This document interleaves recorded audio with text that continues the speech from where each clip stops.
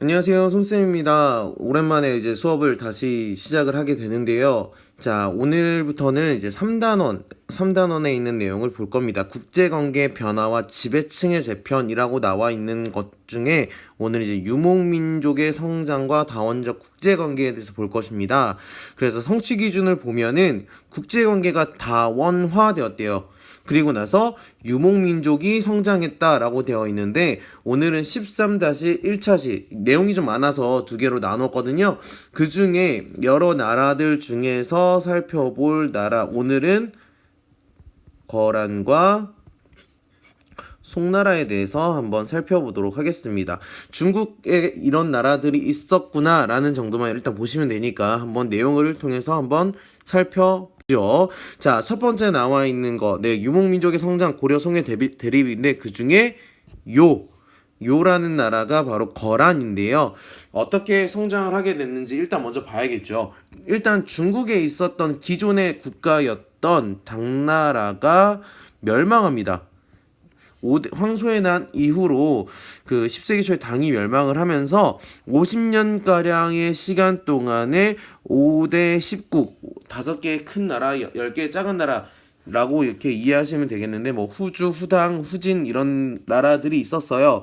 그러다 보니까 중원 지역, 중국에서 주민들이 이동을 하게 되면서 유목민족에게 농경 지역의 문화가 유입돼서 성장이 촉진된다라고 얘기했습니다. 우리 저번에 그 위진남북조 시대에 그 북위가 한화 정책하는 것처럼 유목민족이 성장을 하기 시작을 하는 겁니다. 그러면서 등장했던 나라가 바로 거란족의 이제 요 나라가 되겠는데요. 자, 위구르와 돌궐이 약화되면서 새로운 강자인 거란족이 등장을 하게 됩니다. 대표적인 사람 이 야율아 복이라는 사람이 부족을 통합하면서 거란이라는 나라를 만들었는데요. 그러면서 일단 먼저 우리 한반도에 있었던 그 고구려를 계승했다던 발해를 멸망시키고요. 그 연운 16주를 장악합니다. 이 연운 16주는 이따 지도에서 보겠지만 만리장성 쪽에 있어요. 만리장성 이남 지역에 있었던 지역입니다. 만리장성 이남 지역에 있었다. 이 땅을 거란이 차지했다라는 말은요. 다르게 이야기하면요. 유목민족이 원래 만리장성 이 북에 있으라라고 얘기하면서 이제 진나라 진시황이 만들었던 그 장성을 이제는 유목민족이 직접 넘어오기 시작했다는 겁니다. 그러면서 나라 이름도 중국식으로 요로 바꾸면서 이제 만리장성 이북 그리고 만주 지역 초원지대 지배를 하게 된다는 거죠. 그러면서 배우는 그 중원 문화를 배우면서 지배체제도 이원적으로 유목민족 따로 농경민족 따로 한다는 거 보시면 되겠고요. 거란 문자를 제정해서 다시 자신들의 고유 전통을 유지하게 됩니다. 그런 와중에 한반도에서는 고려라는 나라가 이제 등장하게 되고요. 후삼국 이후에 등장하게 되면서 북진정책, 왜 고려도 고구려를 계승했기 때문이죠. 고구려를 계승했기 때문에. 그러다 보니까 자연스럽게 발해를 멸망시키면서 그 지역까지 차지하고 있었던 거란과 대립을 할 수밖에 없었다라고 보시면 되겠습니다. 지도를 보시면은요. 여기에 있던 이제 지도에 이렇게 보이시죠? 그리고 맞서서 등장했던 고려. 그러다 보니까 고려와 그 요 사이에는 대립할 수밖에 없는 관계가 되겠죠. 왜냐하면 고구려를 계승했기 때문에 고구려를 계승했던 발해를 멸망시킨 거란과는 적대적일 수밖에 없죠. 그리고 나서 요가 이제 이 윗지역을 차지하고 있다가 요 지역을 이제 연운 16주를 직접 차지하게 되면서 이제 중원 지역, 여기 있는 중원 지역, 송나라가 있던 중원 지역까지 넘보게 되었다라고 여러분들이 보시면 되겠습니다. 자, 요 지도를 보시면 되겠고, 여기 같은 경우, 그 다음 볼 거는 이제 이원적 지배체제 중에 대표적인 게 북면관제와 남면관제인데, 북면관제는 유목민을 이제 다스리는 제도였고요. 남면관제는 농경민을 다스렸던 제도입니다. 그리고 오른쪽에 있는 사진은 바로 거란 문자인데요. 한자랑 비슷하게 생겼으나 살짝 한자랑은 좀 다르다는 거. 뭐 요런 한자라든지 뭐 요런 거라든지 조금 다른 모습을 보였었다 정도만 여러분들이 기억하시면 되겠습니다. 그렇게 거란을 좀 정리를 해보고요. 그 다음에 송나라를 좀 보도록 할게요. 송나라가 문치주의라고 이야기를 하는데, 문치주의가 뭔지를 한번 살펴보도록 하지요.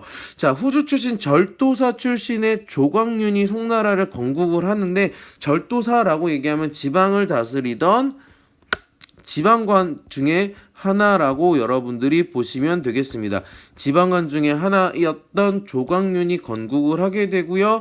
연운 16주, 거란이 차지하고 있었던 연운 16주를 제외한 지역을 통일하면서 중원 지역을 장악하게 되는 거죠.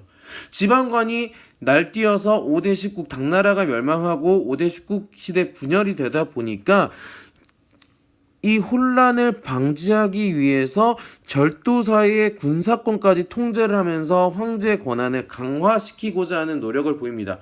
그리고 나서 과거제를 정비하면서 황제가 직접 주관하는, 요거는 황제가 직접 주관하는 시험 황제가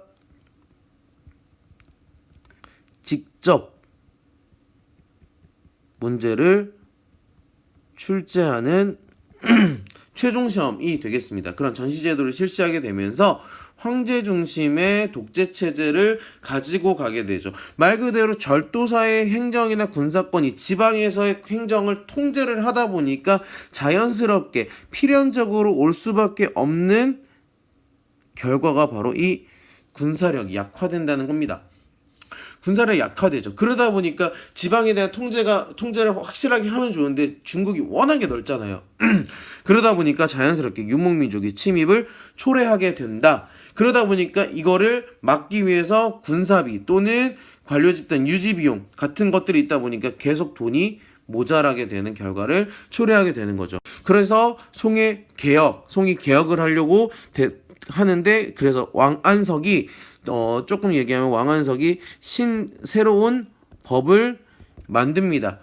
재정 수입 확대하고 부국 경비용을 추진하려는 여러 가지 법률을 등장하지만 결과적으로는 실패한다는 거죠. 실패하다 보니까 점점 송나라의 국력이 점차 약화될 수밖에 없었다라고 보시면 되겠습니다.